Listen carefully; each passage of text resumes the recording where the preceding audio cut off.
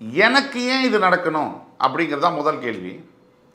ரெண்டாவது கேள்வி, நான் இந்த வாழ்க்கை இப்படியே போயிடுமா, இல்லை என்னுடைய வாழ்க்கையில் ஏதாவது மாற்றங்கள் வருமா? அப்படி வரும்னா எப்போ வரும்? இதுதான் ரெண்டாவது கேள்வி, எல்லாருடைய மனசில் இருக்கக்கூடிய கேள்வி. உங்களுடைய வாழ்க்கையில் மாற்றங்கள் வருமானா? மாற்றங்கள் கண்டிப்பாக வரும், 100% வரும். எப்போ வரும்னா, சுய ஜாதகம், உங்களுடைய பிறப்பு ஜாதகம் இருக்குல்லையே, அதை கீழே கொடுக்கக்கூடிய வாட்ஸ்அப் நம்பரில் எங்களை தொடர்பு கொண்டு நீங்கள் கேட்கும் போது உங்களுக்கான ஆன்லைன் அப்பாயின்மெண்ட் கொடுத்துருவோம். அந்த நேரத்தில் உங்களுடைய கன்சல்டேஷன் பார்த்து கிளியர் கட் ப்ரிடிக்ஷன்ஸ், உங்களுக்கு இந்த நேரத்தில் மாற்றங்கள் வரும்னு நாங்களால் சொல்ல முடியும். அது ஒன்று. ஆனால் பல கேள்விகள் இருக்குது. இப்போ நான் காதலை பற்றி ஒரு விஷயம் பேசினேன்.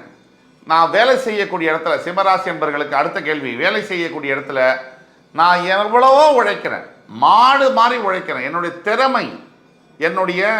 திறமை இந்த கம்பெனிக்காக, இந்த அலுவலகத்துக்காக மிகப்பெரிய அளவில் நான் வந்து போராடி இருக்கேன், என்னுடைய திறமையை கொடுத்துருக்கேன். ஆனால் எனக்கு என்ன கிடைச்சிது? வெறும் கெட்ட பேர். வேற யாரோ ஒருத்தருக்கு ப்ரமோஷன் கிடைக்குது, பதவி உயர்வு, இன்சென்டிவ்ஸ் கிடைக்குது. இது ஏன்? என்னுடைய மேலதிகாரிக்கு என் மேலே ஒரு வெறுப்பு இருக்குது. ஏன்? நான் எந்த தவறுமே செய்யலையே, ஏன்? இது ரெண்டாவது கேள்வி. நல்லா புரிஞ்சுக்குங்க.